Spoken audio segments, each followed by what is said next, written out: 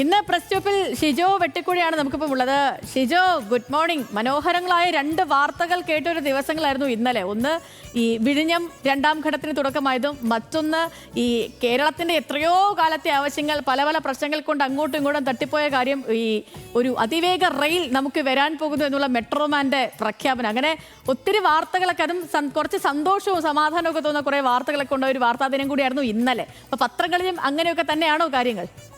Morning Sethu, തീർച്ചയായും ഈ രണ്ട് വാർത്തകൾക്ക് തന്നെയാണ് ഇന്ന് നമ്മളുടെ മലയാളത്തിൽ ഇറങ്ങുന്ന പത്രങ്ങൾ വലിയ പ്രാധാന്യം നൽകുന്നത്.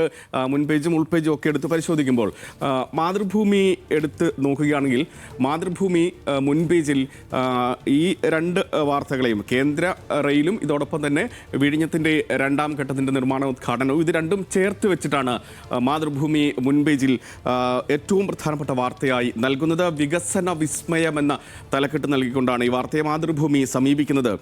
വരുന്നു കെ റെയിലിന് പകരം കേന്ദ്ര റെയിൽ എന്ന ഉപതലക്കെട്ട് നൽകുന്നു. ഇതോടൊപ്പം തന്നെ വിഴിഞ്ഞം 2.0 നിർമ്മാണം തുടങ്ങി എന്നും ഉപതലക്കെട്ട് നൽകുകയാണ്. വിശദമായ റിപ്പോർട്ട് രണ്ട് വാർത്തകൾക്കും നൽകുന്നുണ്ട്. എന്താണ് ഈ അതിവേഗ റെയിലിൻ്റെ പ്രത്യേകതകൾ, അതിൻ്റെ കൂടുതൽ വിശദാംശങ്ങൾ എന്താണ്, എത്രത്തോളം പണം മുടക്ക് വരുന്നു എന്നതടക്കമുള്ള വിശദാംശങ്ങൾ. 1 ലക്ഷം കോടി രൂപയാണ് ചെലവ് വരുന്നതെന്നാണ് മാതൃഭൂമി ഈ റിപ്പോർട്ടിൽ മുൻപേജിൽ പ്രധാനപ്പെട്ട വാർത്തയെ പറയുന്നത്. മനോരമയുടെ മുൻപേജ് എത്തുമ്പോൾ വിഴിഞ്ഞത്തിൻ്റെ വാർത്ത പ്രധാനപ്പെട്ട വാർത്തയായി ഇടം പിടിക്കുന്നുണ്ട്. ഒന്നാം പേജിൽ ഒന്നാം ഘട്ടം സാമ്പത്തികമായി ഊർജ്ജം നൽകി മുഖ്യമന്ത്രി എന്ന തലക്കെട്ട് നൽകിക്കൊണ്ടാണ് ഈ റിപ്പോർട്ട്. വിഴിഞ്ഞം തുറമുഖം രണ്ടാം ഘട്ട വികസനത്തിന് തുടക്കമായി എന്ന് ഉപതലക്കെട്ടും നൽകുന്നു. സംസ്ഥാന സർക്കാർ 5500 കോടി മുടക്കിയെന്നും പിണറായി വിജയൻ്റെ പ്രസ്താവന ഈ റിപ്പോർട്ടിനൊപ്പം നൽകുകയാണ്. ഇതോടൊപ്പം തന്നെ വിഴിഞ്ഞത്തിൻ്റെ രണ്ടാം ഘട്ടവുമായി ബന്ധപ്പെട്ട കൂടുതൽ വിശദാംശങ്ങളും ഈ റിപ്പോർട്ടിൽ നൽകുന്നുണ്ട്. അതേസമയം അതിവേഗ റെയിലുമായി ബന്ധപ്പെട്ട വാർത്ത എന്തുകൊണ്ടോ മലയാള മനോരമയുടെ മുൻ പേജിൽ ഇടം പിടിക്കുന്നില്ല എന്നുള്ളതാണ് പ്രത്യേകത. അതേസമയം വലിയ ഒരു പ്രാധാന്യത്തിൽ മറ്റൊരു വാർത്ത പാലക്കാട് നിന്നും മലയാള മനോരമ മുൻ പേജിൽ നൽകുകയാണ്. നിങ്ങൾ എന്നെ കട്ടപ്പുറത്താക്കി എന്ന ഒരു സ്പെഷ്യൽ റിപ്പോർട്ടാണ് മലയാള മനോരമയുടെ മുൻ പേജിൽ ഇടം പിടിക്കുന്നത്.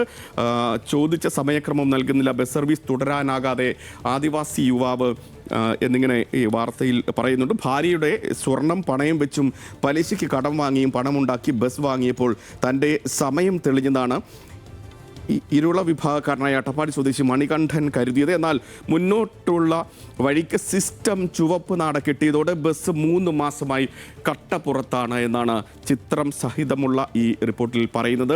ഈസ് ഓഫ് ഡൂയിങ് ബിസിനസ് എന്ന ഒരു ഉപതലക്കെട്ട്, അത് ഒരുതരം പരിഹാസമാണ് മലയാള മനോരമയുടെ. സംസ്ഥാന സർക്കാരിൻ്റെ പ്രത്യേകിച്ചും വ്യവസായ മന്ത്രിയും ഒക്കെയും കേരളം ഈസ് ഓഫ് ഡൂയിങ് ബിസിനസ്സിൽ വലിയ രൂപത്തിൽ പുരോഗതി കൈവരിക്കുന്നു എന്ന് നിരന്തരം അവകാശപ്പെട്ടുകൊണ്ടിരിക്കുമ്പോൾ ഒരു സംരംഭവുമായി ബന്ധപ്പെട്ട അത് പരാജയപ്പെട്ടതിൻ്റെ വാർത്ത ആ രൂപത്തിൽ പരിഹസിക്കുക കൂടിയാണ് മലയാള മനോരമ എന്നുള്ളതാണ് ഈ വാർത്തയുടെ പ്രത്യേകത. മലയാള മനോരമ മുൻപേജിൽ വലിയ പ്രാധാന്യത്തിൽ ഈ റിപ്പോർട്ട് നൽകിയിരിക്കുകയാണ്. മാധ്യമത്തിൻ്റെ മുൻപേജ് എത്തുമ്പോഴും കെ റെയിലിന് ബദൽ അതിവേഗ പാത എന്ന തലക്കെട്ട് നൽകിക്കൊണ്ടുള്ള റിപ്പോർട്ടിനാണ് പ്രാധാന്യം അല്ലെങ്കിൽ കൂടുതൽ ഇടം മുൻപേജിൽ നൽകിയിരിക്കുന്നത്. 9 മാസം കൊണ്ട് DPR എന്ന ഈ ശ്രീധരൻ്റെ പ്രസ്താവനകളും വിശദാംശങ്ങളും നൽകുന്നുണ്ട്.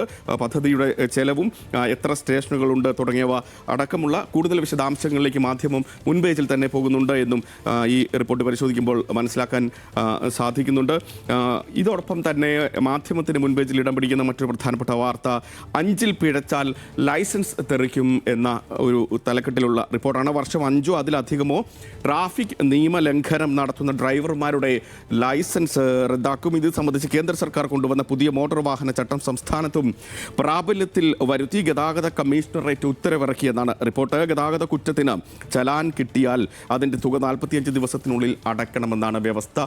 ഇത് ലംഘിക്കാൻ പാടില്ല എന്നാണ് റിപ്പോർട്ടിൽ പറയുന്നത്. കേരള കൗമുദിയുടെ മുൻപേജ് എത്തുമ്പോഴും അതിവേഗ റെയിൽ പാതയും ഇതോടൊപ്പം തന്നെ വിഴിഞ്ഞവും പ്രധാനപ്പെട്ട വാർത്തയാകുന്നു. രണ്ടും ചേർത്ത് വെച്ചാണ് മുൻപേജിൽ കേരള കൗമുദി ഇന്ന് സമീപിക്കുന്നത്. അതിവേഗം പായാൻ ബദൽ റെയിൽ പാത എന്നാണ് ഒരു വാർത്തയ്ക്ക് തലക്കെട്ട്. മറ്റൊരു വാർത്തയ്ക്ക് തുറമുഖത്തിൻ്റെ രണ്ടാം ഘട്ടം ഉദ്ഘാടനം ചെയ്ത മുഖ്യമന്ത്രി, വിഴിഞ്ഞം ലോകവിസ്മയം എന്നാണ് തലക്കെട്ട് നൽകിയിരിക്കുന്നത്.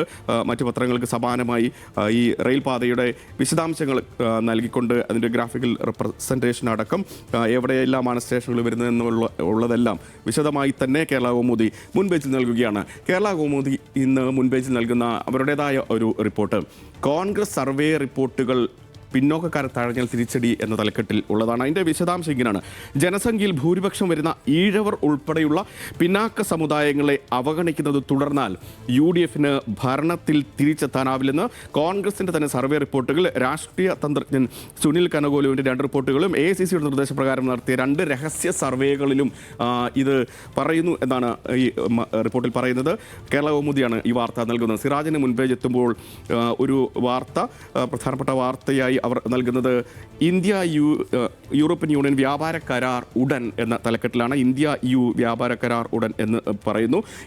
യൂറോപ്യൻ യൂണിയൻ സ്വതന്ത്ര വ്യാപാര കരാർ ഉടൻ യാഥാർത്ഥ്യമാകും. ചൊവ്വാഴ്ച നടക്കുന്ന 16ാമത് ഇന്ത്യ യൂറോപ്യൻ യൂണിയൻ ഉച്ചകോടിയിൽ കരാർ ഒപ്പുവെച്ചേക്കും എന്നാണ് ഈ റിപ്പോർട്ടിൽ പറയുന്നത്. വിഴിഞ്ഞം അടക്കമുള്ള വാർത്തകൾ പ്രധാനപ്പെട്ട വാർത്തയാകുന്നുണ്ട് സിറാജിൻ്റെ മുൻ പേജിൽ. ചന്ദ്രികയിലേക്ക് എത്തുമ്പോൾ ചന്ദ്രിക പ്രധാനപ്പെട്ട വാർത്തയായി നൽകുന്നത് കണ്ണൂർ പയ്യന്നൂരിലെ ഫണ്ട് വിവാദവുമായി ബന്ധപ്പെട്ട വാർത്തയാണ്. അത് CPIM കലിപ്പ് എന്ന തലക്കെട്ട് നൽകിക്കൊണ്ട് ചന്ദ്രിക വാർത്ത നൽകുന്നുണ്ട്. രക്തസാക്ഷി ഫണ്ട് മുക്കി ഊരാക്കുടുക്കിലായിരിക്കുന്നു CPIM എന്നാണ് ചന്ദ്രിക ഈ റിപ്പോർട്ടിൽ പറയുന്നത്. ഇതോടൊപ്പം തന്നെ ശബരിമല സ്വർണ്ണക്കൊള്ളയുമായി ബന്ധപ്പെട്ട് കുറ്റപത്രം എവിടെ, പ്രതികളെ രക്ഷപ്പെടുത്താൻ നീക്കം എന്ന രീതിയിൽ ഒരു റിപ്പോർട്ടും മുൻപേജിൽ പ്രധാനപ്പെട്ട വാർത്തയായി നൽകുന്നുണ്ട്. മറ്റൊരു റിപ്പോർട്ട് വിഴിഞ്ഞം 2ാം ഘട്ടത്തിലേക്ക് എന്നുള്ളതാണ്. 10,000 കോടിയുടെ പദ്ധതിക്ക് തുടക്കം എന്ന റിപ്പോർട്ട് നൽകുന്നു. ഉമ്മൻചാണ്ടിയുടെ പദ്ധതി, ഉമ്മൻചാണ്ടിയുടെ സ്മരണയിൽ വിഴിഞ്ഞം അന്താരാഷ്ട്ര തുറമുഖത്തിൻ്റെ 2ാം ഘട്ട നിർമ്മാണോദ്ഘാടനം എന്നാണ് റിപ്പോർട്ടിൽ പറയുന്നത്. വീക്ഷണത്തിൻ്റെ മുൻപേജിലേക്ക് എത്തുമ്പോഴും കണ്ണൂർ പയ്യന്നൂരിൽ നിന്നുള്ള ഫണ്ട് വിവാദവുമായി ബന്ധപ്പെട്ട വാർത്തയാണ്. അതിനെ വേറൊരു ആംഗിളിൽ സമീപിക്കുന്നു.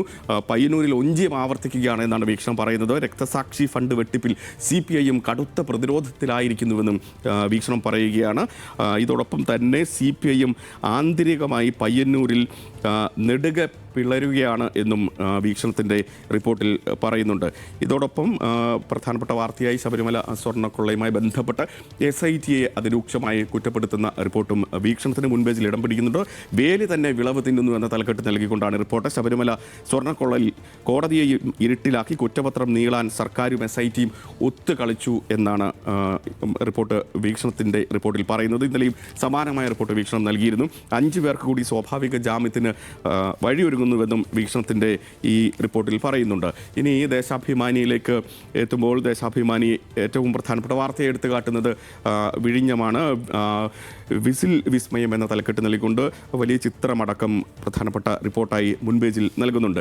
ശബരിമല സ്വർണ്ണക്കൊള്ളയുമായി ബന്ധപ്പെട്ട് മറ്റൊരു റിപ്പോർട്ട് ദേശാഭിമാനി അവരുടേതായ ഒരു ആംഗിളിൽ നൽകുന്നത് സോണിയയെ സംശയ നിഴലിലാക്കി അതൃപ്തി തുറന്നു പറഞ്ഞ് രാഹുൽ ഗാന്ധി എന്ന തലക്കെട്ട് നൽകിക്കൊണ്ടാണ് കോൺഗ്രസുമായി ബന്ധപ്പെടുത്തിക്കൊണ്ടുള്ള ഒരു റിപ്പോർട്ട്. സ്വർണ്ണ മോഷണ കേസിലെ മുഖ്യപ്രതി ഉണ്ണികൃഷ്ണൻ പോറ്റിയുമായി UDF നേതാക്കൾക്കുള്ള ഉറ്റബന്ധത്തിൻ്റെ പേരിൽ സോണിയാഗാന്ധിയെയും സംശയ നിഴലിലാക്കിയതിൽ KPCC നേതൃത്വത്തെ പഴിച്ച് രാഹുൽ ഗാന്ധി എന്നാണ് ദേശാഭിമാനി ഈ റിപ്പോർട്ടിൽ പറയുന്നത്. മുഖ്യമന്ത്രി പിണറായി വിജയനും പോറ്റിയുമായുള്ള വ്യാജ ചിത്രം പ്രചരിപ്പിച്ചത് തിരിച്ചടിയായെന്ന് ഡൽഹിയിൽ കൂടിക്കാഴ്ചയ്ക്കെത്തിയ നേതാക്കളോട് രാഹുൽ പറഞ്ഞു എന്നാണ് ദേശാഭിമാനിയുടെ റിപ്പോർട്ടിൽ അവർ എടുത്തുകാട്ടുന്നത്.